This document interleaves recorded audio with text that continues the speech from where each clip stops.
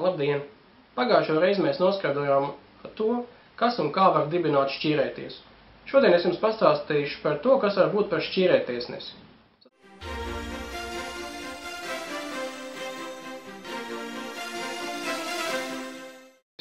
Saskaņā ar likumu par šķīrētiesnesi var būt jebkura persona, kas iegūs augstāko izglītību, iegūs jurista kvalifikāciju, tā ir vismaz 3 gadu pieredze jurista darbā, personai ir nevainojama reputācija un persona nav krimināli sodīta. Šīs ir galvenās prasības, lai persona varētu kļūt par šķīrētiesnesi.